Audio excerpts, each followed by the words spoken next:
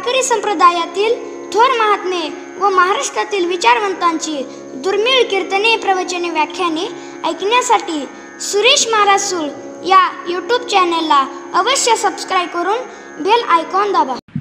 आपलं साध आहे,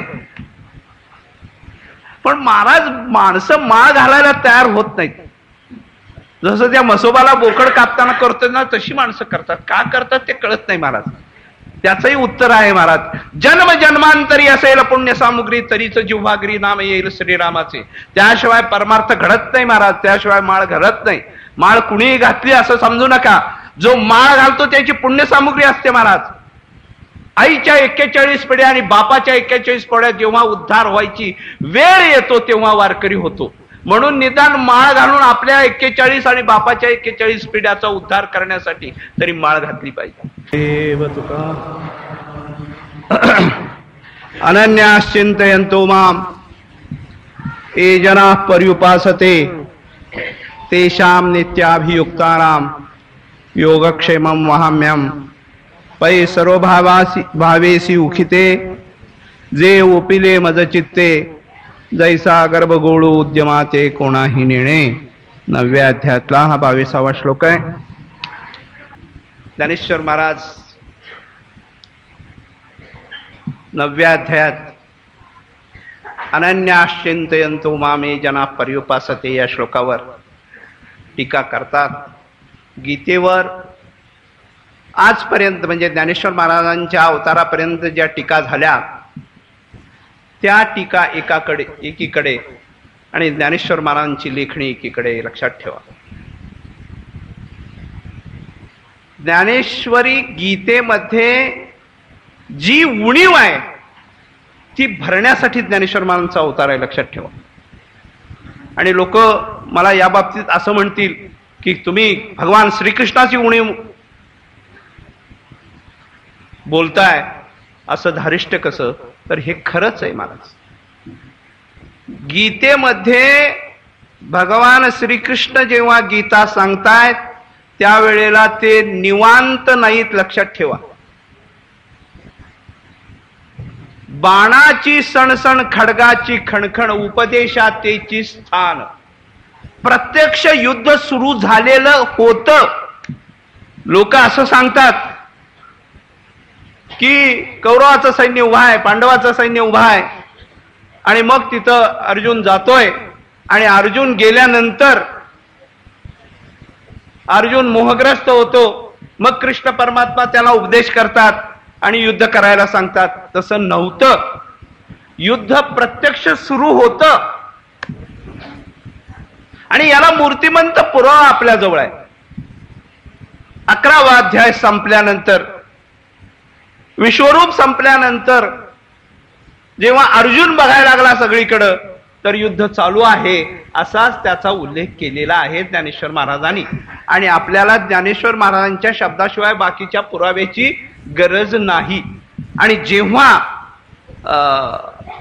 नवविध भक्तीमध्ये नाथ लिहितात, खडगाची खणखण, बाणाची सणसण, उपदेशातेची स्थान, युद्धाची संधी लाविली समाधी, कल्पांती न मोडे रया.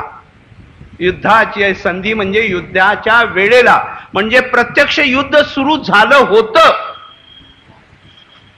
तुम्हाला तालमीतलं माहित नसेल, मी तालीम केलेला पण आहे महाराज. जेव्हा एखाद्या मोठ्या माणसांची कुस्ती लावायची त्यावेळेला त्याच्या आधी एक 5-50 छोट्या कुस्त्या लागत असतात.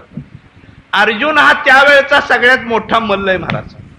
तो मैदानात येईपर्यंत चांगल्या चिल्लर कुस्त्या लागून गेल्या होत्या. तसं युद्ध आपोआप सुरू झालं होतं. आणि सुरू झाल्यानंतर उपदेशाची गरज लागली. तुम्हाला माहित आहे तो सगळा प्रसंग. आणि भगवान सांगतात, म्हणजे युद्धाच्या गडबडीमध्ये हे तत्वज्ञान सांगताना काही गोष्टी सांगून झाल्या, काही सांगायच्या राहिल्या. आणि ज्या सांगायच्या राहिल्या होत्या त्यासाठी 7000 वर्षांनी अवतार घ्यावा लागला भगवान श्रीकृष्णाला. तो म्हणजे ज्ञानेश्वर महाराज. गीता सांगितल्यानंतर 7000 वर्षांनी ज्ञानेश्वर महाराजांचा अवतार आहे. लक्षात ठेवा. श्रीकृष्णाचा अवतार 7,000 वर्ष आज झालेला आहे. तुम्ही म्हणाल कशावरून? आमचा जो सगळा पुरावा आहे. आम्ही जो पुरावा दिला हे पाहिल्यानंतर तुम्ही काय करणार याचं उत्तर द्या, म्हणजे कशावरूनच उत्तर देतो. तुम्ही म्हणाल काय करायचं? काही नाही, माळ घालायची, बाकी काही करायचं. आपलं साध आहे. पण महाराज, माणसं माळ घालायला तयार होत नाहीत. जसं त्या म्हसोबाला बोकड कापताना करतो ना, तशी माणसं करतात. का करतात ते कळत नाही महाराज. त्याचंही उत्तर आहे महाराज. जन्म जन्मांतरी असेल पुण्य सामुग्री, तरीच जिव्हागरी नाम येईल श्रीरामाचे. त्याशिवाय परमार्थ घडत नाही महाराज. त्याशिवाय माळ घडत नाही. माळ कुणीही घातली असं समजू नका. जो माळ घालतो त्याची पुण्य सामुग्री असते महाराज. आईच्या 41 पिढ्या आणि बापाच्या 41 पिढ्या जेव्हा उद्धार व्हायची वेळ येतो तेव्हा वारकरी होतो. म्हणून निदान माळ घालून आपल्या 41 आणि बापाच्या 41 पिढ्याचा उद्धार करण्यासाठी तरी माळ घातली पाहिजे. जाऊ दे, मला विषय बदलला असं सांगायला नको. अशा संधीमध्ये जेव्हा उपदेश होतो तेव्हा गडबड होतेच महाराज. गडबडीनं काही सांगितली प्रमेय, अपप्रमेय सांगितली गेली आणि मग भगवान चिंतन करतात. अरे आपण अर्जुनाला हे सांगितलं ना, ते चुकीचं आहे. मी उगच बोलतो असं नाही. मी प्रत्येक गोष्ट तुम्हाला सिद्ध करणार आहे. वकील असल्यामुळे तुम्हाला पुरावा देणार आहे महाराज.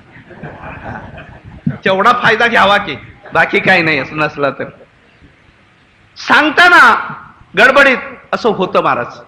ज्ञानेश्वर महाराज सुद्धा कश्चित एतंच्युत पार्थ या श्लोकावर विवरण करताना म्हणतात, अर्जुना मी तुला सांगितलं पण ते काही सांडी विखरू गेले का? ऐकण्यात बोलण्यात काही फरक पडलाय का?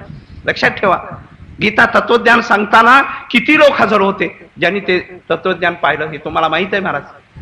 फक्त अर्जुन नव्हता, फक्त संजय नव्हता, धृतराष्ट्रही होता. लक्षात ठेवा, दिव्य दृष्टीनं तो ऐकतच होता.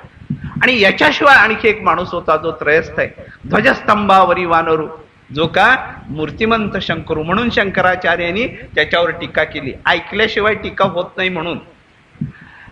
पण हे सांगताना गडबड किती होती. देवालाच इतकी गडबड झाली होती की केव्हा एकदा दुर्योधनाला मारेन, केव्हा एकदा हे दुष्ट मारेन. आणि त्या गडबडीत सांगितलेलं तत्वज्ञान आहे. 7,000 वर्ष त्याचं चिंतन केलं आणि म्हणले काही गोष्टी चुकीच्या झाल्यात. मग त्याचा परिहार करण्यासाठी महाराज अवतार पांडुरंग नाव ठेविले ज्ञानी. ज्ञानेश्वर महाराजांचं नाव ज्ञानेश्वर नाही, ज्ञानदेव नाही, ज्ञानांजन नाही, माऊली नाही. अरे पाळण्यातलं एक नाव असतं ज्याला नावरस नाव म्हणू आपण. ते नावरस नाव काय आहे? नाव ठेविले ज्ञानी हे नाव आहे. आता तुम्ही त्याचं ज्ञानेश्वर करा किंवा माऊली करा, पण मूळ नाव काय आहे? स्वतःच नाव ज्ञानी असल्यामुळे ज्ञानच प्रकट झालंय. आणि मग त्यांनी काय केलं? देवाच्या चुका काढून टाकल्या. आपण जेव्हा एखादी ग्रंथ प्रसिद्ध करतो त्यावेळेला त्या प्रसिद्ध असणाऱ्या ग्रंथामध्ये देखील काही चुका राहतात. आणि म्हणून दुसरी जी आवृत्ती असते ती सुधारून वाढवलेली आवृत्ती असते. ज्ञानेश्वरी ही गीतेची सुधारून वाढवलेली आवृत्ती आहे. लोकांना पटणार नाही, पण मी 2 उदाहरणं 3 उदाहरणं देतो. म्हणून तर माझं बरोबर आहे का नाही हे बघा. म्हणजे तुम्हाला काही सांगायची गरज नाही, पण मी बरोबर आहे का नाही हे बोलतो हे ऐकण्यासाठीच तुम्हीच पुढे आलाय याची मला कल्पना आहे. ज्ञानेश्वर महाराजांनी सिद्धांत मांडला. भगवान श्रीकृष्णाने, हे जीवा, तुला जर उद्धार व्हायचं झालं तर तू काय करायला पाहिजे? तर सर्व कर्म आणि संन्यस्त मत्परहा, तुझी सर्व कर्म मला अर्पण कर, सर्व कर्म अर्पण कर. जे पंच ज्ञानेंद्रिय, पंच कर्मेंद्रिय आणि 11वं मन आणि हे पंच विषय, यातून होणारे सर्व कर्म मला अर्पण कर. गीता सांगते. माझा एक मित्र आहे महाराज. माझा मित्र जरी असला तरी तो जरा दारू पितोय. तर तुम्ही म्हणाल तुमचा मित्र जरी दारू का पितो तर काय करावं महाराज? दुर्योधन कुठं जातेत काय? मेले नाहीत महाराज. हा, किती जरी सांगितलं धृतराष्ट्राला तरी कोण गीता त्याला मिळाली का सांगा? भगवान सांगत असताना सुद्धा धृतराष्ट्राचा उद्धार झाला नाही, तर माझ्यासारख्या मरक्यानी सांगून कोणाचा उद्धार होणार आहे सांगा बरं? मग सांगत होतो मी, तो दारू पित होता आणि एकदा माझ्याकडे आला, म्हणला मी दारू पितो ना, मला काहीच दोष लागणार नाही. मला समजे ना असा का बोलतोय वेड्यासारखा. अरे म्हणले दुष्टकर्म आहे, तुला याचा फळ भोगावंच लागणार नाही. म्हणला मला एकही कर्म नाही, तुमची गीता सांगते. म्हणजे गीता सांगते? होय, तुमची गीता काय सांगते? मयी सर्वाणि कर्माणि मत्परहा, मला सर्व कर्ण संन्यस्त, मला सर्व कर्म अर्पण कर. तसं मी दारू पितोय त्याला अर्पण करतोय, चोरी करतोय त्याला अर्पण करतोय. भगवान श्रीकृष्ण सुद्धा क्षणभर स्तंभित झाले असतील असं उत्तर ऐकल्यानंतर महाराज. आणि मग ही उत्तर पाहिल्यानंतर भगवंतानी अवतार घेऊन ज्ञानेश्वर महाराजांची त्याच्यावरची ओवी वाचा. म्हणजे ज्ञानेश्वर महाराज आणि भगवान श्रीकृष्ण यातला फरक लक्षात ठेवा. मयी संन्यस्त काय म्हणलंय? मयी सर्वाणि कर्माणि संन्यस्त, मला सर्व कर्म अर्पण कर, सर्व कर्म अर्पण कर. ज्ञानेश्वर महाराज टीका करताना त्यात लिहितात, म्हणून उचिते कर्मे. काय म्हणतात? म्हणून उचिते कर्मे, जे उचित कर्म आहेत, भाग आले भागा ते करीतो. कर्मेंद्रिये सुखे करती कर्मे अशेखे, जी एका वर्ण विषेखे भाग आली, ही जी कर्म आहेत ती मला अर्पण कर. ज्ञानेश्वर महाराजांनी ही सूक्ष्म पद्धत तत्वज्ञानाची तुमच्या पुढे ठेवली. म्हणून ज्ञानेश्वर महाराजांच्या गीतेला भावार्थ दीपिका आपण म्हणतो की मला हे सांगताना अर्जुनाच्या वेळेला जरी असेल तर मला काय सांगायचं होतं, हे जेव्हा वक्ता बोलतो तेव्हा श्रोत्यापेक्षा वक्त्याला काय म्हणायचंय. शब्द तेच आहेत, तुम्ही शहाणे आहात, शब्द तेच आहेत, दुसरे नाही आहेत. पण तुम्ही शहाणे आहात हे वक्त्यानी म्हणणं, श्रोत्यानी ऐकणं म्हणजे सरळ अर्थ आहे महाराज. पण त्या वक्त्याच्या मनात जर असा असेल की तुम्ही शहाणे आहात, तर त्या शहाण्याचा शब्दाचा अर्थ काय कळला? एक नाही 1.5 शाणा असा त्याचा अर्थ होतो. म्हणजे बोलताना जो वक्ता बोलतो त्याच्या पाठीमागं काय भूमिका आहे ही वक्त्यालाच कळेल. म्हणून इतर टीकाकारापेक्षा, मी कुठनं निघालो होतो याचा विषय लक्षात ठेवा, इतर टीकाकारापेक्षा ज्ञानेश्वर महाराजांच्या टीकेमध्ये स्वतंत्रता आहेच, पण यथार्थता आहे आणि भावार्थता आहे. म्हणून ती टीका सर्वश्रेष्ठ आहे. त्या टीकेमध्ये कुणीही काहीही करू शकत नाही, हा निर्णय आमच्या नाथांनी लिहिला आहे. म्हणून ज्ञानेश्वरी पाठी जो ओवी करील मराठी, निर्णय दिलाय की ह्याच्यात तुम्हाला काहीही बदल करता येत नाही. अक्षर वेलांटी देखील ज्ञानेश्वर महाराजांची कुणी, अरे अनुस्वार देखील बदलू शकत नाही, एवढी ताकद शब्दामध्ये महाराज. अनुस्वार, त्यामध्ये काय तत्वज्ञान साठवलंय मी सांगतो. 5व्या अध्यायामध्ये लिहितात, म्हणून मैत्रेची वैरी मरे, तरी वाया बांधावी का कटारे, रोग जाय दूध साखरे तरी कडीलिंब. तुम्हाला सगळी ओवी पाठ आहे, त्याचा अर्थ माहित आहे, फक्त मला तुम्हाला एक थोडस दिग्दर्शन करायचं आहे.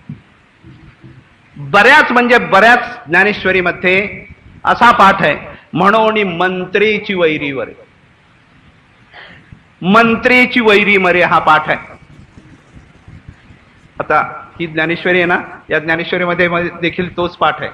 म्हणून मंत्रेची वैरी मरे, मंत्राने जर वैर मरत असेल तर कटार हत्यार बाळगायची काय गरज आहे. पण लक्षात ठेवा, दृष्टांतात सुद्धा माऊली हिंसा करणार नाही. आमच्याकडे जो पाठ आहे, माझं स्वतःचं मोठेपण सांगत नाही महाराज, आमच्याकडचा पाठ जो आहे तो असा आहे, मैत्रीची वैरी मरे. जर वैरी मित्रता केल्यानंतर जर मरत असेल तर वाया बांधावी का कटाळी. आता मंत्रीची वैरी मरे का मैत्रीची वैरी मरे, या दोन पाठामधला फरक तुमच्या लक्षात आला.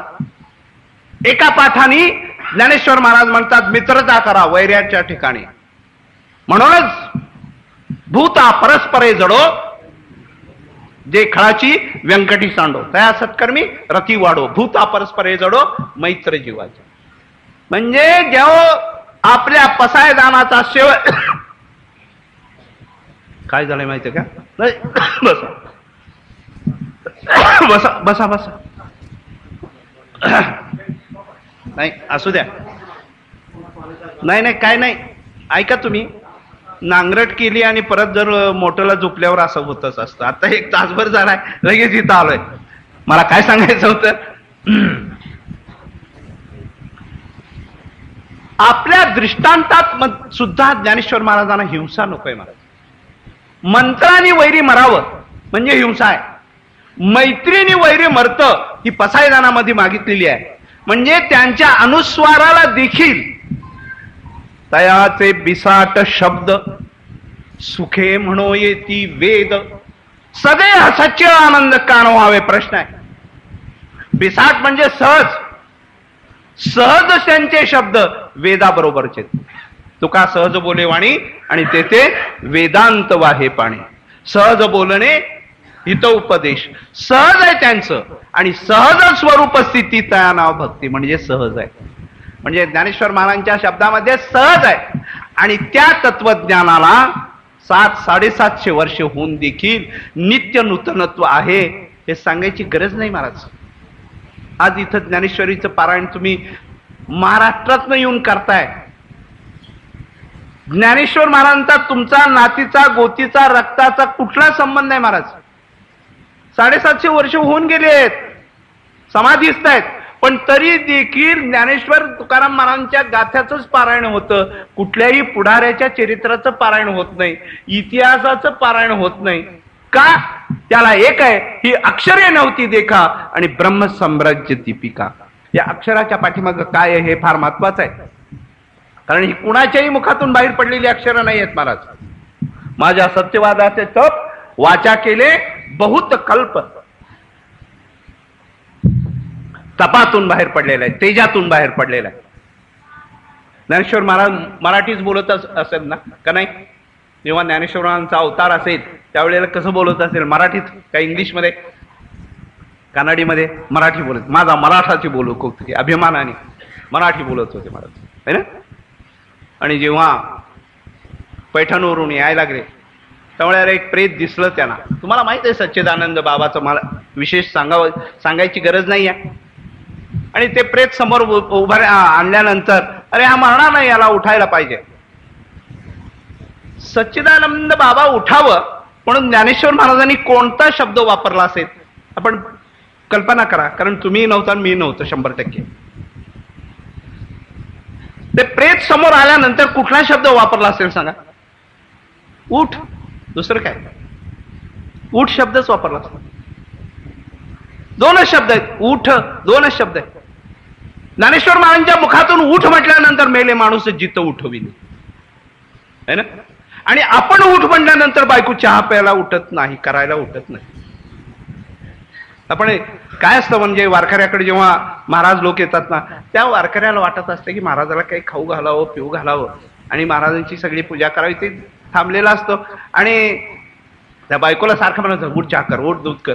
पण तिच्या कपाळावरच्या आट्या बघितल्यानंतर चहा गोड लागत नाही. महाराज जाऊ द्या, विषय निराळा. पण उठ म्हणल्यानंतर महाराज बायको उठत नाही. उठ शब्द वापरलाय, आपलाही उठ आहे, त्यांचाही उठ आहे. पण उठ कुणाच्या मुखातून बाहेर पडले महाराज लक्षात ठेवा.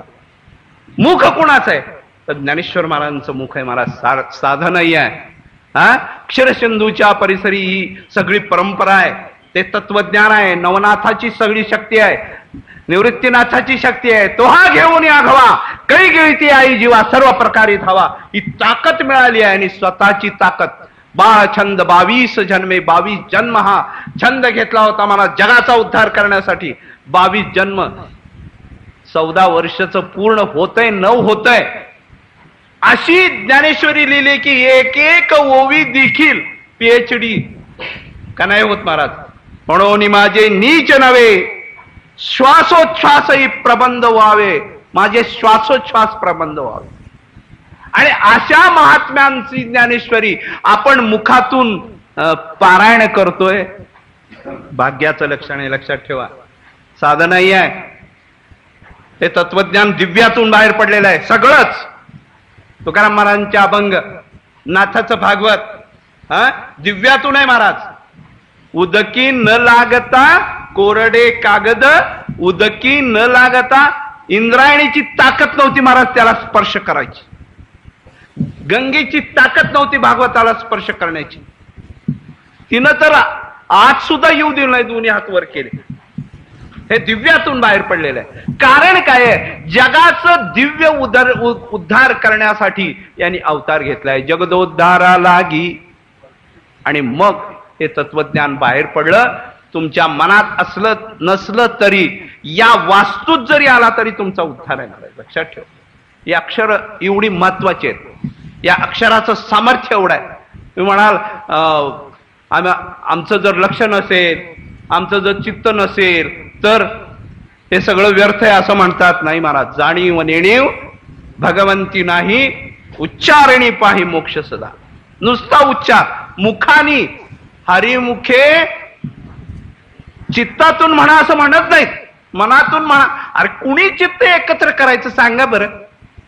शम आहे का, दम आहे का, समाधी षटक संपत्ती आहे का, काय आहे आपल्याजवळ सांगा बरं. विवेक आहे का, वैराग्य आहे का. एकादशी दिवशी 12 वाजता सोडणारी अवलाद आहेत महाराज. कशाला? हे वैराग्य आपलं बरं का. कुठलं वैराग्य आहे महाराज सांगा बरं. जयाचे वैराग्य ज्ञानात लिहितात, कोमळ आणि कंटक नेट न धरीच निष्टंक. असलं वैराग्य आपल्याजवळ. पण सगळ्यांचा खट नट यावे, शुद्ध होऊन जाय. हे सामर्थ्याने शब्दात दिले महाराज.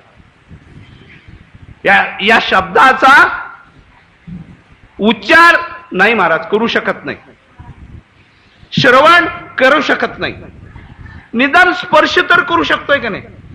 डोकं ठेवा म्हणा, येथून या नुठू माता या निर्धाराने. ज्ञानेश्वरी वाचू नका, आईची शपथ आहे तुम्हाला. पण एक गोष्ट करा, ज्ञानेश्वरी तुमच्या घरात ठेवा. आणि जेव्हा बाहेर निघताय ना, एक फुल ज्ञानेश्वरी ठेवा, डोकं ठेवा. सगळं काम तुमचं झाल्याशिवाय राहणार नाही. नुसतं ऐहिक नाही, या पारात्रिक देखील.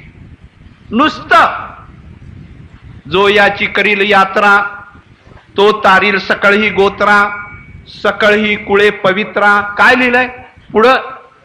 याचे निदर्शने होईल. म्हणजे जो यात्रा करतोय त्याला एवढं सामर्थ्य, मग त्याचं किती. आज आपल्या लौकिक दृष्टीनं जी समाधी दिसतीये, संजीवन समाधी बघण्याचं भाग्य ज्यांना लाभले ते भाग्यवान आहेत. पण ज्यांना संजीवन समाधी दिसत नाही त्यांनी या दिसणाऱ्या समाधीवर जर डोकं ठेवलं तरी देखील त्याचा उद्धार आहे. मी विज्ञान सांगतो तुम्हाला, काढू का तुमच्या परवानगीने. गुलाबराव महाराज 60 वर्षापूर्वी होऊन गेले. त्यांना समाधीचं दर्शन झालंय. साहेबत बाबा भजन करायला लागले की ही समाधी अशी डोलत होती महाराज. लोक म्हणायची काहीतरी खोट आहे, समाधीवर लिंबू ठेवलं, भजन सुरू झालं बाबाचं की ते लिंबू डोलत होत. पण हे सगळं पुराणातलं रो. कशावर? अंधश्रद्धा आहे. कसं माणूस रेड्यामुखी, रेड्याला कुठं बोलवतात? रेडे नावाच्या माणसाला बोलवलं. ठीक, तुम्ही म्हणाल तसं. पण मी जे सांगणार आहे ते जर तुम्ही ऐकलं तर तुम्ही काय करणार आहे सांगा. मी सांगणार बाप दाखव, नाही तर श्राद्ध कर. भरत महाराज हे तुम्हालाही उपयोग पडेल. अर्थात मी मोठा आहे प्रवचनकार कीर्तनकार म्हणून तुम्हाला बोलतोय असं नाहीये. पण तुम्ही देखील हे जे आहे ना, समाजामधल्या आजच्या टाळक्याला म्हणजे MA PhD वाल्याला हे तुम्ही सांगा. पुना युनिव्हर्सिटी आणि जर्मन युनिव्हर्सिटी, या 2 युनिव्हर्सिटी, जर्मन म्हणजे जर्मन देश, या 2 युनिव्हर्सिटीमध्ये एका गोष्टीचा अभ्यास सुरू झाला की माणसाच्या शरीरामध्ये जसं ठोके पडतात हृदयाचे, नाडीचे, तसं माणसाच्या शरीरातून एक ऊर्जा बाहेर पडते. याला स्पंदन म्हणतात. स्पंदन इंग्लिशमध्ये त्याला एकोज म्हणतात. ही स्पंदनं प्रत्येकाच्या शरीरातून बाहेर पडत असतात. तुम्ही माझा जो शब्द ऐकतोय तो माझ्या मुखातून एक प्रकारचं स्पंदन बाहेर पडतं, ऊर्जा बाहेर पडती, शक्ती बाहेर पडते. त्याला शास्त्रीय भाषेमध्ये स्पंदन म्हणतात. म्हणजे थोडक्यात हे स्पंदन तुमच्या सगळ्यांच्या तोंडातून किंवा तुमच्या शरीरातून बाहेर पडतं आणि हे स्पंदन मोजायचं असं त्यांनी ठरवलं आणि त्यांनी एक स्पंदन यंत्र निर्माण केलं. जसं तुम्ही थर्मामीटर काखेत घावला की तुम्हाला ताप आहे का नाही कळतं, कानाला स्टेथोस्कोप लावलं आणि तुमच्या हृदयावर ठेवलं की त्यातले ठोके बाहेर पडतात, ते तुम्हाला कळतात. त्याप्रमाणे हे स्पंदन यंत्र निर्माण केलं महाराज. आजही ते यंत्र तुम्हाला दिसतंय. त्याची काटे आहेत, 360 काटे असतात. जिवंत अशा प्राण्याला म्हणजे मनुष्य प्राण्याला कि ते यंत्र जर लावलं तर त्यातून 58 ठोके बाहेर पडतात, 58 स्पंदन बाहेर पडतात. 58 स्पंदन. जनावराच्या म्हणजे जिवंत जनावरावर ते ठेवलं तर त्याच्यातनं 36 ठोके बाहेर पडतात. सजीव अशा वनस्पतीला ते लावलं तर त्याच्यातून 26 ठोके बाहेर पडतात, स्पंदन बाहेर पडतात, ऊर्जा बाहेर पडते. सजीव अशा प्रत्येक वस्तूमधून, मग आपल्या दृष्टीनं ती निर्जीव असेल म्हणजे वनस्पती, त्याच्यातून स्पंदन बाहेर पडतात. ते सुद्धा आपल्याला बघायला मिळते. तुमच्या शरीरावर सुद्धा ते यंत्र तुम्हाला ठेवता येईल. त्या ग्रहस्थानी त्याचं नाव आहे TN शुक्ल. म्हणजे मी फक्त कोर्टातच खोटं बोलतो, बाकीच्या ठिकाणी देवा शपथ खरं सांगतो, लक्षात ठेवा. तर TN शुक्ल आहेत. त्यांनी ते यंत्र आमच्या पंढरपूरला आणलं आणि पंढरपूरला पांडुरंगाच्या पायावर ठेवलं महाराज. झालेला प्रयोग आहे, पुराणातली वांगी नाही, अंधश्रद्धा नाहीच नाही. पांडुरंगाच्या पायावर ठेवलं तर ते यंत्र 360 आकडा फोडून बाहेर निघायला लागलं. म्हणजे पांडुरंगाच्या मूर्तीतून स्पंदन बाहेर पडतात हे निश्चित झालं. बाप दाखवला, श्राद्ध केलं. पांडुरंगाच्या मूर्तीतून स्पंदन बाहेर पडतात हे सिद्ध झालं. त्यांनी तेच यंत्र शेजारच्या दगडाला लावलं, ते बाहेर पडलं नाही. म्हणजे निदान पांडुरंगाचा दगड दगड नाही एवढं निश्चित आहे. ज्याच्यातून स्पंदन बाहेर पडतात, ऊर्जा बाहेर पडतोय, तो पांडुरंग आमचा कसा आहे? ज्ञानदेव म्हणे ज्योतीची निज ज्योती. आणि तीही मूर्ती उभी 700 वर्षापूर्वी मेड इन इंग्लंड नाही महाराज, आमच्या मेड इन आळंदीनं सांगितलंय. ही ज्योतीची निज ज्योती उभी आहे आणि त्या ज्योतीमधून स्पंदन बाहेर पडतात. तुमच्या थर्मामीटर सारख्या यंत्राने सिद्ध झालंय की तिथून स्पंदन बाहेर पडतात. आता तरी देव मानताय? जेव्हा नव्हते चराचर, नाही घडवला, नाही बसवला, हे सगळं खोटं असतं महाराज. येडे वारकरी त्यांना काय कळतंय. पण आता जर्मनीने सांगितलं की इथं स्पंदन आहे, इथं ताकद आहे, इथं शक्ती आहे, इथं ऊर्जा आहे. त्याच ऊर्जावर येथोनिया नुठवू, त्याच पायावर आमच्या ज्ञानोबांनी डोकं ठेवलं, त्याच पायावर तुम्ही डोकं ठेवताय. ते स्पंदन तुमच्या डोक्याला लागल्याशिवाय राहणार नाही, ती शक्ती तुमच्या. म्हणून ते म्हणतात एकदा या रे बाबा, आल्यानो संसारा, एकदा या, जाणीव नेणीव. मनात नसलं तरी, तुमच्या मनात नसताना देखील तुम्ही पायावर ठेवलं तरी देखील स्पंदन येणारच की हो. पायावर डोकं का ठेवायचं? योगशास्त्र असं सांगतं, ज्याच्या पायावर तुम्ही डोकं ठेवताय त्या पायावर डोकं ठेवले की ह्या ज्या शिरा आहेत ना, त्या शिरा डोळ्यापर्यंत येतात आणि त्या डोळ्यातून अमृतवृष्टी तुमच्याकडे होते महाराज. म्हणून संत, देव, गुरु यांच्या पायावर डोकं ठेवलं, त्यांच्या डोळ्यातून अमृतवृष्टी तुमच्याकडे होते. म्हणून कळत न कळत जरी तुमचं त्या डोकं त्याच्यावर ठेवलं तरी देखील ती ऊर्जा, ती ताकद येते. हे पांडुरंगापुरतं मर्यादित नाही, ही उचलून आमच्या माऊलीच्या समाधीवर ठेवलं. तिथं सुद्धा 360 स्पंदनं बाहेर पडलेली आहेत महाराज. म्हणजे स्पंदनं का पडली तर आज स्पंदन करणारा ज्ञानेश्वर महाराज भजन करत बसलेला आहे, हे सिद्ध झालं. आता तुम्ही काय द्याल? काही देऊ नका, माळ घाला महाराज, बाकी काय करू नका. तुमच्या स्वतःच्या उद्धारासाठी नाही आहे, तर त्या स्पंदनामध्ये तुम्ही गेला की काय होतं? समाधीशी करील नमस्कार. समाधीशी, आतल्या समाधीशी फक्त नाथानी करावं, तेवढं आपल्याला पुरेस आहे. दिव्य तेजपुंज, मरणाचा पुतळा, रवी शशिकळा, परब्रह्म केवळ, हे सगळं नाथासाठी, आपल्यासाठी नाही आहे महाराज. आपल्यासाठी जी दिसणारी समाधी आहे, आणि या समाधीचं जर दर्शन घेतलं, तिथं जर डोकं ठेवलं, तर ती ऊर्जा, ते स्पंदन बाहेर.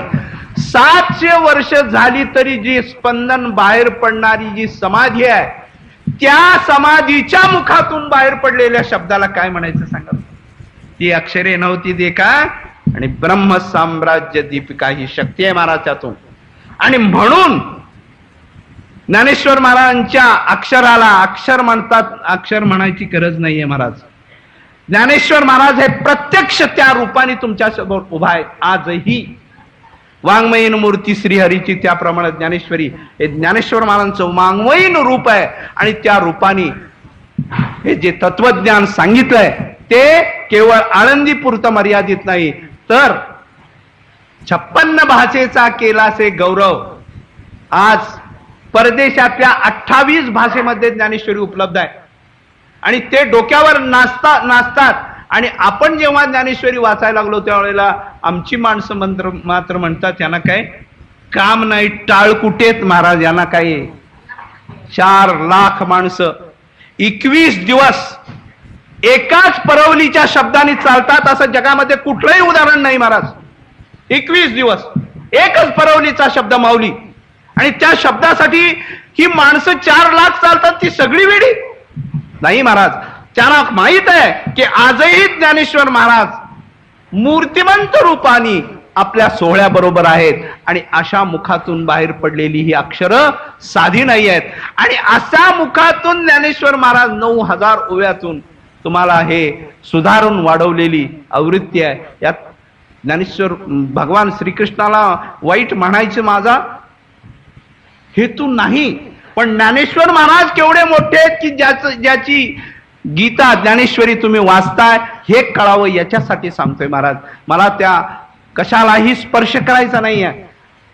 भगवान श्रीकृष्ण त्रैवर्णिकाच्या कानी लागला वगैरे वगैरे सगळं सांगितलंय, पण आणखी एक सांगितलंय महाराज, इदं ते ना तपस काय ना भक्ताय. गीता सांगू नको म्हटले, मग बाकींचा उद्धार कसा व्हायचा?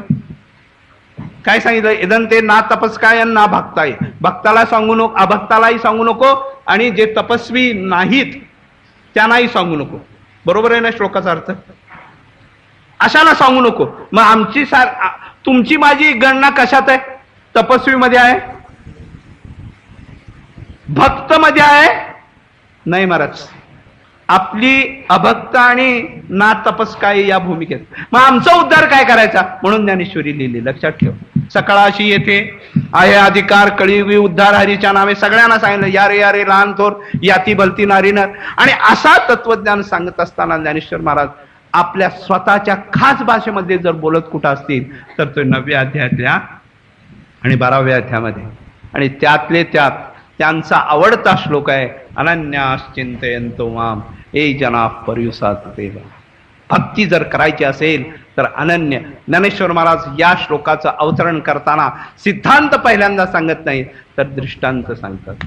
माऊलीचं वैशिष्ट्य आहे महाराज, जर तुम्हाला कळायचं असेल तर दृष्टांत सांगतात.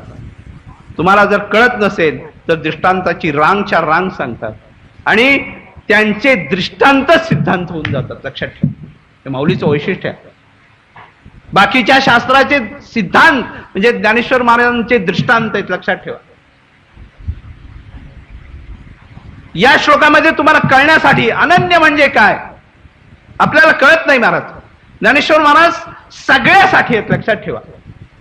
माझं तत्वज्ञान तळलिया वळलिया एकची पक्वाने हा त्यांचा हेतू आहे. ते सगळ्यांना कळावं. थोडासा दृष्टांत बाजूला ठेवतो आणि ज्ञानेश्वर महाराजांच्या कौतुकाचं सांगतो. ज्ञानेश्वर महाराजांनी एक सिद्धांत सांगितला जो गीतेने सांगितलेला आहे. काय की जे काही दान पुण्य करशील, परमार्थ करशील, तो झाकून ठेव बाबा. उभ्या बाजारात कथा हे तो नावडे पंढरीनाथ. जे काही करशील पुण्य, आणि आपलं मन याच्या अगदी विरुद्ध आहे महाराज. शास्त्र असं सांगतं की डाव्या हाताने उजव्या हाताने केलेलं दान डाव्या हाताला कळू नये. आपण ते लपून ठेवायचंय महाराज. पण हे सांगताना माणसाच्या मनात साहजिक शंका आली, असं कसं म्हणता? आम्ही शुद्ध भावनेने दान केलेलं आहे, परमार्थ केलेला आहे, त्याचा बाह्य जरी उपयोग केला, कोणासाठी जरी नाही तरी आम्ही केलं असं वाटणं हे काही चुकीचं आहे? म्हणजे चुकीचं आहे महाराज. मी केले अथवा माझ्याही सिद्धी गेले हे तुझ्या मनात सुद्धा येऊ नको. नाही आम्हाला पटत सिद्धांत तुमचा. म्हणजे समजावून सांगतो. समजावून सांगताना ज्ञानेश्वर महाराजांनी पहिलं समोर पाहिलं तर शेतकरी वर्ग भयंकर होता महाराज. म्हणजे शेतकऱ्यानं तुम्हाला सांगतो, मी सांगितलेलं ना ते सगळं लपून ठेव, बाहेर काही करू नको. म्हणजे शेतकरी म्हणले असं कसं काय? म्हणले सांगतो तुला, तू पेरतोस ना? हो म्हणले पेरतो. मग उडं ठेवतो का रे पेरलेलं? नाही म्हणले आम्ही झाकतो, त्याशिवाय ते उगवत नाही. मग तसंच आहे जो दानपुण्य करतोय, तू जर लपवलं ना तरच त्याला फळ मिळेल, नाहीतर मिळणार नाही. जसं का कृषिवळू आपले पेरीले झाकून टाकतो, त्याला रासनी म्हणतो, तुमच्यात रासनीच म्हणतात. रासनी करावं लागतं महाराज. शेतकऱ्याला कळलं महाराज की कसं दान पुण्य लपवावं. शेतकरी म्हणले बरं झालं. ज्ञानेश्वर महाराजांचं सहज दृष्टी डाव्या बाजूला गेली महाराज, आणि तिथं एक नववधू बसली होती. तिला काही शेत माहित नव्हतं, पेरायचं माहित नव्हतं. तिच्या चेहऱ्यावरचं प्रश्नचिन्ह पाहून म्हणली, बाळ तुला समजलं का? नाही माऊली मला समजलं नाही. मग सांगतो तुला समजेल अशा भाषेत. का कुलवधू लपवी अवेवात. कुलवधू परपुरुष पाहून ज्याप्रमाणे आपला पदर सावरते तसं हे लपवायला पाहिजे. आता पदराचा प्रश्नच नाही महाराज, सगळं स्लीवलेस झालंय. पण ज्ञानेश्वर महाराजांचा दृष्टांत तो तुम्हाला कळावा.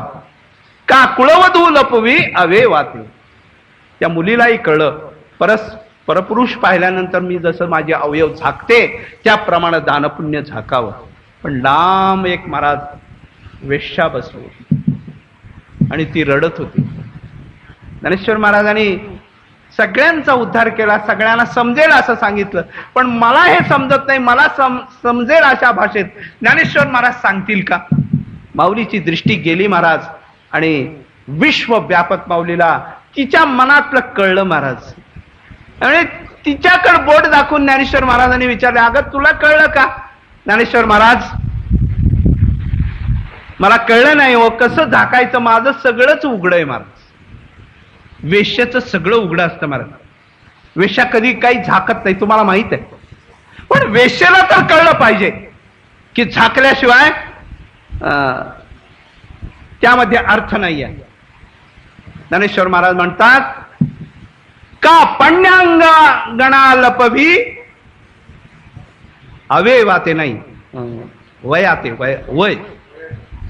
जशी वेश्या आपलं वय झाकते, त्या वेश्याला विचारा महाराज, जरी 80 वर्षाची असली तरी ती 18 वर्षाचीच म्हणते, कारण ते वय लपवल्याशिवाय तिचा धंदाच होत नाही. ज्ञानेश्वर महाराजाला हे काय माहिती असणार? पण ज्ञानेश्वर महाराजांनी त्या वेश्येसाठी सांगितलं की ज्याप्रमाणे तू तुझं वय झाकतेस ना, त्याप्रमाणे दानपुण्य झाकल्याशिवाय त्याचं महत्व कळणार नाही, त्याचं फळ कळणार नाही. समाजातल्या विविध क्षेत्रामध्ये आपण जाऊन त्या क्षेत्रामधल्या प्रत्येक माणसाशी एकरूप होऊन जेव्हा ज्ञानेश्वर महाराज बोलतात त्यावेळेला ज्ञानेश्वरी तयार होते. लक्षात ठेवा, ज्ञानेश्वरी काही सहज नाही झालेली, एका दिवसात झालेली नाही आहे, एका क्षणात झालेली नाही आहे. म्हणून दृष्टांत सांगताना ज्ञानेश्वर महाराज तुमच्या जीवनाशी एकरूप होतात. मग सिद्धांत कळतो, बाबा हे झाकवलं पाहिजे. तसं अनन्य कसं असावं हे कळायचं असेल तर काय कळायला पाहिजे, ज्ञानेश्वर महाराज दृष्टांत देतात. महाराज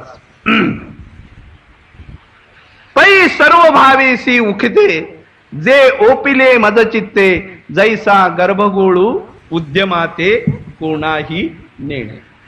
आईच्या गर्भातला गर्भ आहे आणि तू म्हणला की सकाळी उठून मला कोर्टात जायचंय, हे जसं अशक्य आहे. तो कुठलाही उद्योग करत नाही. त्याचं अवलंबन तो त्या आईशी अनन्य इतका असतो महाराज, त्याच्याशिवाय तो जगतच नाही, एवढं लक्षात ठेवा. आता विज्ञान एवढं पुढे गेलंय, विज्ञान सांगावंच महाराज, कारण त्याशिवाय लोकांना पटत नाही.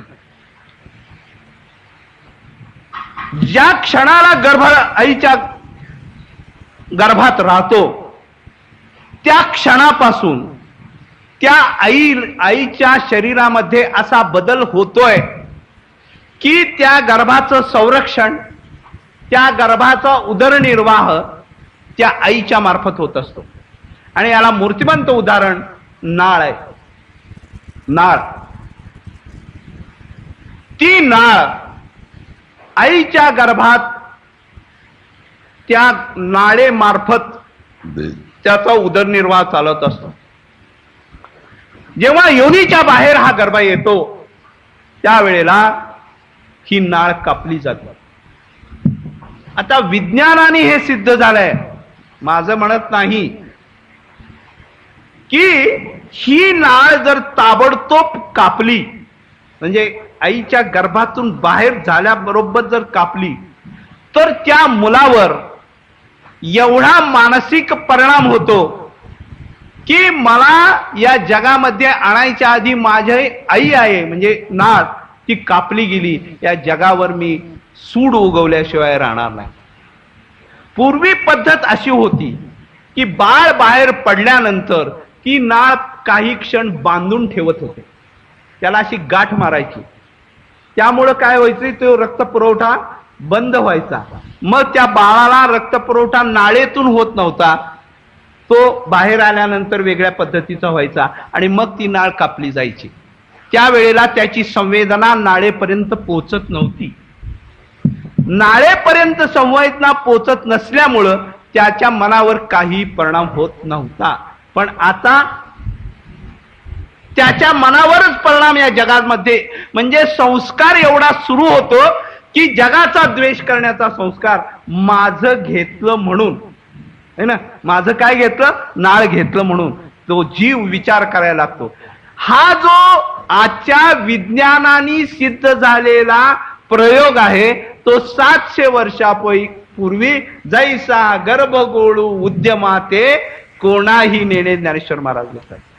म्हणून ज्ञानेश्वर महाराज डॉक्टर आहेत, महाराज वकील आहेत, इंजिनियर आहेत, टाउन प्लॅनिंग आहे, कलेक्टर आहे, फौजदार आहेत, आणि सगळ्यात महत्वाचं की ज्ञानेश्वर महाराज आई आहे. आणि म्हणून अनन्यता किती असावी जीवाची, तर गर्भगोळ ज्याप्रमाणे काही उद्योग करू शकत नाही तो त्या आईशी इतका एकरूप असतो, आईशिवाय कुठलंही जग त्याला नसतं महाराज. म्हणून गर्भात संस्कार होतात. हे आपल्या पुराणातल्या सिद्धांतांनी, तुम्हाला बऱ्याच सिद्धांतांनी माहित आहे की गर्भात असताना सुद्धा त्या गर्भावर परिणाम कुणाचा होतो, तर त्या संस्काराचा होतो. आमचे प्रल्हाद महाराज, नारदांनी उपदेश केला तो गर्भातून केला. आमचे मच्छिंद्र महाराज, शंभूचं जे तत्वज्ञान आहे ते गर्भात मिळालं. आमचे अभिमन्यू चक्रव्यूहात शिरायचा जो संस्कार झाला तो. म्हणून गर्भ झाल्यानंतर चांगले संस्कार असावेत असं आपलं हिंदू तत्वज्ञान सांगतं. टीव्हीवरचं उघडं नागडं बघून तत्वज्ञान तयार होणार नाही, त्याला अनन्य शब्दाचा अर्थ कळणार नाही. अनन्य शब्द कळायचा असेल तर काय व्हायला पाहिजे की हे आई, हे माते, तुझ्याशिवाय मला दुसरी गती नाही आहे. गतीर भरता प्रभू साक्षी निवास शरणम स्मृत. माझी गती एकच आहे, आणि ती म्हणजे आई. तसं जीवाला गती कुठली असेल तर एकच गती आहे महाराज. देव न मानणाऱ्या माणसाला सुद्धा शेवटची गती कुठली? दारू पिणाऱ्या माणसाला देखील, दुष्ट माणसाला देखील गती कुठली? माणूस मेल्यानंतर, तुमच्या भागात मधलं विचारतोय कारण मी तुमच्या भागात आलेलो नाहीये, माणूस मेल्यानंतर त्याच्या तोंडात काय घालता हो तुम्ही? तुळशीचं पानच. बरोबर आहे, म्हणजे काही फरक नाही. तुळशीचं पान घालण्याच्या पाठीमाग काय आहे की तुळशी पवित्र आहे, त्या देहाला पवित्र करण्याचं. खरं म्हणजे आयुष्यभर जर शेंगाट मोडत असेल तर त्या तोंडात एखादा हाडूक घालायला पाहिजे किंवा ब्रँडीची बाटलीचं बुच घालायला पाहिजे. पण आपण कृपाळू आहोत, दयाळू आहेत बाबा, त्याच्या तोंडात तुळशीचं पान घालावं आणि त्याला पवित्र करा. मला सांगा, मेलेल्या माणसाला जर तुळशी पवित्र करत असेल तर जिवंत माणसाने माळ घातल्यानंतर ती पवित्र करेल का नाही? सांगा बरं. मग पवित्र व्हा ना. पवित्र सोहळी तीच एक भूमंडळी, ज्यांचा आवडता देव. पण नाही महाराज, हा संस्कारच गेलेला आहे. हा संस्कार आपल्याकडे पूर्वीपासून जो होता तो हाच होता महाराज. मातृ देवो भव, पितृदेवो भव, अतिथी गुरु देवो भव, ही सगळी संस्काराची प्रिया. आणि त्यामुळं अनन्यता त्याला म्हणायची महाराज. येथोनिया नुठवू माथा मरणा वाचुनी तमेव शरणम गच्छ, किंवा सर्व धर्मान परित्यज्य मामेकम. अर्जुना लक्षात ठेव, माझ्याशिवाय गतीच नाही रे. प्राणी जरी नाही म्हटला तरी देखील माझ्याकडेच यायला पाहिजे. जसं हिमालयातून निघाले ना गंगा, फेडीत पाप ताप, पोखीत तिरीचे पाप, समुद्रा जाय आप. दुसरीकडे कुठं जाईल का? ज्ञानेश्वर महाराजांनी भक्तीची व्याख्या सांगताना सांगितली. भक्ती म्हणजे काय? एक लक्षात ठेव. म्हणजे आकाशातून पाऊस सुरू झाला, पाऊस जबरदस्त सुरू झाला, आणि या पावसाने ठरवलं कसल्याही परिस्थितीत आपण पृथ्वीवर पडायचं नाहीच. सगळ्यांनी ठरवलं. असं होईल का महाराज? जशी पावसाची गती आहे की त्याला दुसरं अनन्याश्चिंतयन्तो माम, दुसरी गतीच नाहीये महाराज आपल्याला. मग सरळ त्याकडे का जात नाही? एका माणसाने चोरी केली महाराज, आणि चोरी केल्यानंतर त्यावेळच्या न्यायाधीशांनी त्याला शिक्षा केली. तू चोरी केलीस ना, 50 फटके खा. सबकाचे ते फटके बघितल्यावर ते म्हणलाय, दुसरी सांगा मी ती शिक्षा भोगेन. त्यांनी कांदे चोरले होते महाराज. तर ठीक आहे, 50 फटके तुला नको आहेत ना, म्हणले 50 कांदे खा.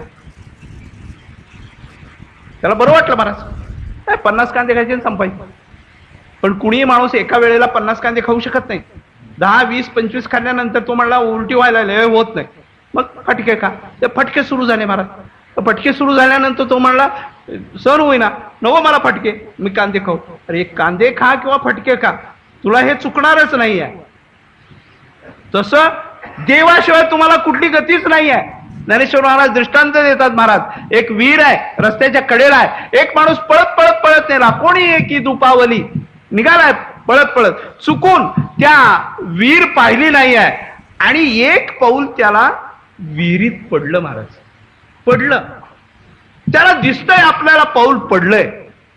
तो दुसरं पाऊल किती जरी बाजूला काढायचं झालं पण त्याची गती इतकी आहे, त्याला त्या विहिरीत पडावंच लागतं. ते पडणं त्याचं चुकत नाही. तसं जीवाचं देवाकडे जाणं चुकत नाही. कांदे खाण्यापेक्षा, फटके खाण्यापेक्षा सरळ त्याला तमेव शरणम गच्छ का जात नाही देवानं? आणि जर देवाला अनन्य भावाने जर शरण गेलं तर काय होईल महाराज? योगक्षेम त्यांचा जाणे जड भारी. तुम्हाला काही करावं लागत नाही. लोक म्हणतील आम्ही जर टाळच कुठत बसलो, आम्ही जर वाऱ्या करत बसलो, हा आत्ताच्या लोकांचं वकिली आहे महाराज, तर आमचं घर कसं चालायचं?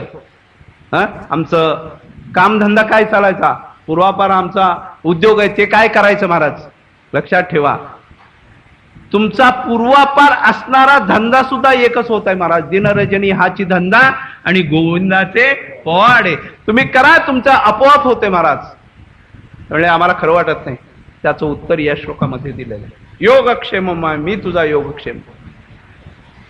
माझी या भक्ता संसाराची चिंता काय, समर्थाची कांता कोरांना मागे. भक्त व्हायचं आणि जर भीक मागायचं तर ते लाज कोणाला आहे? तुकाराम महाराज याची लाज तुला आहे, आम्हाला नाही महाराज. तुझा शरणांगत शरण जाऊ आणि का, आणि तुका म्हणे हे लाज हे का कोणा नेणसी, कुणाला लाज आहे त्याला आहे महाराज.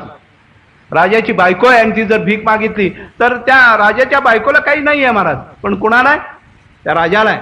तसं जर का एकदा तुम्ही अनन्य शरण जाय, जो मज होय अनन्य शरण त्याची निवारी मी, मला शरण येलो. आणि जर जीवित राहील माझ्या कानावर सुद्धा ऐकू नको म्हणतात. कारण काय आहे, त्याला लौकिकाची लाड आहे. ते काय आपण आहे काय महाराज, आपल्याला लौकिकाची लाड नाही, पण त्याला मात्र लौकिकाची लाड आहे. तो भक्तासाठी काय करत नाही. एका शब्दात तुकाराम महाराज म्हणतात, काय नो हे केले, आणि एका चिंतीचा विठ्ठल. काय करणार नाही महाराज, गाढवाचे घोडे, दुसरं काही नाही. करतात, वाटेल ते करतात. जयसिंगपूर नावाचं गाव आहे कोल्हापूर रस्त्याला महाराज. आमच्या ज्ञानेश्वर महाराजांच्या जीवनातली एक फार मोठी कथा जयसिंगपूरला झाली. तुम्हाला सगळ्यांना माहित आहे, पण सांगतोच की, कारण वेळ घालवायचा. तसं नाही महाराज, माऊलीचं कौतुक आहे महाराज. माऊली कोल्हापूरला गेलेत, लक्षात ठेवा. लक्ष्मीचं दर्शन घेतलंय माऊलीनं. तीर्थावळीत त्याचं वर्णन आहे, कोल्हापूर मी देत जाईन, त्या ठिकाणी दर्शन घेतले. तिथं कुठले कुठले दर्शन घेतलं याचाही उल्लेख आहे महाराज. आणि मग येताना जयसिंगपूरला मुक्काम झाला महाराज. त्यावेळेला थोडंसं अरण्याचा भाग त्या ठिकाणी होता, आणि एक मुलगा ज्ञानेश्वर महाराजांच्या पायावर पाया पडला. माऊलीचं त्यावेळेला सगळं त्रैलोक्यात त्यांचं कीर्ती झाली होती. आणि त्या मुलाने गाऱ्हाणी केले की मी बाबा जरी पुरुषाचा ड्रेस केलेला असला तरी मी पुरुष नाही आहे, मी बाई आहे. कथा तुम्हाला सगळ्याला माहित आहे महाराज. मी सामर्थ्याची गोष्ट सांगतोय. जिही निमिष मात्रे देह पालटले आणि पुरुषही केले स्त्रियेचे उभे. त्या राजाच्या पोराला मुलगा केला. ही घटना जयसिंगपूरला घडलेली आहे महाराज. लोक म्हणतात कशावरून म्हणजे कशावरूनला अर्थच नसतो, लक्षात ठेवा. तू माणूस आहे कशावरून सांग, मग मी तुझ्या प्रश्नाचं उत्तर देतो. कारण कशावरूनचा प्रत्येक उदाहरणाने मी जर सिद्ध केलं तर तू घरी जाऊ नको. सगळं कशावरून हे सिद्ध होऊ शकते. कारण परमार्थ हा सिद्ध आहे, लक्षात ठेवा. परमार्थ अध्यारूत नाही. परमार्थामध्ये काही गृहीत तत्व नाहीत. परमार्थ म्हणजे सिद्धच आहे महाराज. तुकाराम महाराज काय म्हणतात, पहा माझा अनुभव केला देव सत्यत्व. सत्य रूपाने मी देव केला, माझा अनुभव पहा. सर्वात्मक पण माझे हिरोनी नेतो कोण सांगाय महाराज. अणोहणी तोकडा तुका आकाशा एवढा, हा अनुभवायचं झालं. धन्य म्हणवी नाही ही लोका. काय तुम्ही तुकाराम महाराज बघितलं असं सगळ्यांनी वाटावं, आम्ही धन्य आहोत. एवढी ताकद तुकाराम महाराजांची आहे. परवाच अभंग झाला महाराज, निरंजनी आम्ही बांधिले घर. बरोबर आहे ना, ऐकतोय मी. एवढं जर निश्चित झालं सिद्ध, एवढं सिद्ध करण्यासाठी तरी हे सांगितलं तुम्हाला. निरंजनी घरा बांधलेले आहेत. एवढं साधं नाही आहे महाराज. हे काय टलाटा इंगण बेटा अंगावर कार्ट भरपूर रडतं असं केवळ कवित्व आहे काय महाराज. हे कवित्व कसं आहे की ज्यांनी जीवाला शिवापर्यंत नेण्यासाठी साधन सांगितलं आणि शिवरूपच बोली झाले. ज्ञानेश्वर महाराज अमृतानुभवामध्ये फार सुंदर लिहितात. एक मोठा असा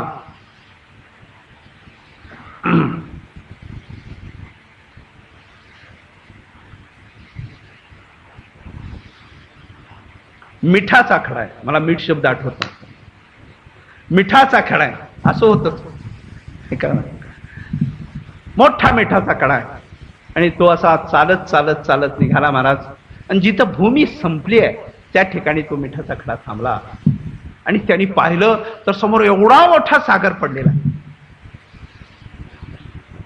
त्या मिठाच्या खड्याला वाटलं की आपण एवढं मोठं होऊ का. हा तर हातात मावणारा मिठाचा कडा आहे. आणि तो विचार करू लागला की मला सागरा एवढं मोठं व्हायचंय. शक्य नाही शक्य नाही शक्य नाही असं उत्तर आलं. पण त्यांनी ठरवलं महाराज मी सागरा एवढा होणारच. लक्षात ठेवा, मनामध्ये जर असा तीव्र संकल्प केला, त्याचा जर आत्मविश्वास एवढा वाढला तर ते कार्य होतच. विषकी आहारी पडे. पुढच्या 4-5 ओव्या तुम्हाला पाठ आहेत. आणि त्यांनी ठरवलं सागरा एवढं व्हावं. त्यांनी काय केलं माहितीये का, तो गेला आणि सागरामध्ये जाऊन आपल्या स्वतःला झोकून दिलं महाराज.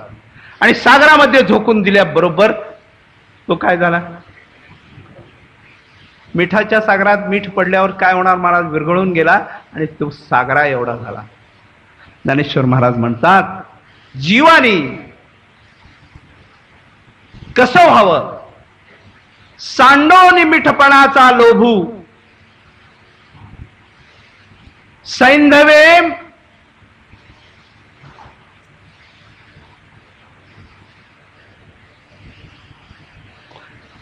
सांडोनी मिठपणाचा लोभू, मिठे एक शब्द येईना मला, तैसा अहम देवोनिया शंभू, मी शांभवी झालो. जो अहम आहे, मिठाचा अहम आहे, अहम देवोनिया शंभू, मी शांभवी झालो, तत्स्वरूप झालो. स्वरूपापासून विश्वरूपापर्यंत. आणि ज्ञानेश्वर महाराजांनी हेच तुम्हाला केलं. फक्त आपण काय करायचंय तर ज्ञानेश्वर महाराज तुमच्याकडं तर्जनी देतात महाराज. तर्जनी, याला तर्जनी म्हणतात. त्या तर्जनीला नुसता असं देतात, आपण फक्त त्या तर्जनीला धरायचंय. ज्ञानेश्वर महाराज तुम्हाला दर दर ओढून, तू का म्हणे चाला याची वाटे, भरवशाने भेटे पांडुरंग, पांडुरंगाकडेच घेऊन जातो. पण आपण महाराज ती तर्जनी धरत नाही, आपण आपल्या बायकोचं बोट धरतो. त्यामुळे हे सगळं होतं. बायको म्हणजे बायको स्त्री नाही महाराज, बायको म्हणजे विषय. त्या विषयाचं बोट धरतो, त्यामुळं आपण असा वाहवत जातो. कुणाचं बोट धरावं हा महत्वाचा भाग आहे. आणि त्यासाठी त्यांनी सांगितलंय, बोटच धरायचं झालं तर अनन्य होऊन धर महाराज. कसं धर? परद्रव्य फेक, परनारी फेक, नाही तो गदा देख. लक्षात ठेव, सगळं टाकायला पाहिजे. हळूहळू गळती गळे, गळू लागले सकळ, उच्चारिता कृष्ण नाम, भेणे पळीजे कळी काळ. हळूहळू गळती गळे, गळू लागले. हे जीवनातला बास करा म्हणून सांगा बरं. आणि मला वाटतं बास करण्याची वेळ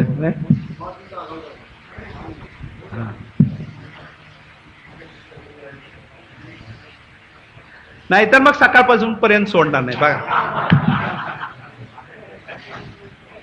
बघा तुम्हाला पाहिजे असेल तर तेवढं होईल.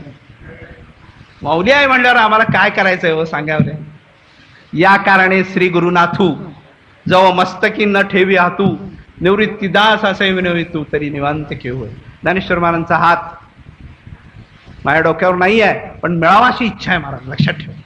आणि आपली इच्छा हेच पाहिजे की आपल्याला ज्ञानेश्वरच व्हायचंय, आपल्याला देव व्हायचं नाही. आपली इच्छा हेच पाहिजे, मला ज्ञानेश्वर महाराजांनीच भेट द्यायला पाहिजे, दुसरा कोणी दे. आणि भेटतील हो, तरले तर ती गा आणि कहे. पण आपला विश्वास नाही महाराज. आपल्याला वाटतं आपण कसं व्हावं. अरे तुझ्या ठिकाणीच आहे ते, दुसरं काही नाही. तुझे आहे तुझं पाशी, फक्त काय कर, अनन्य हो, बाकी काय होऊ नये. कसं करावं की मी आणि माझी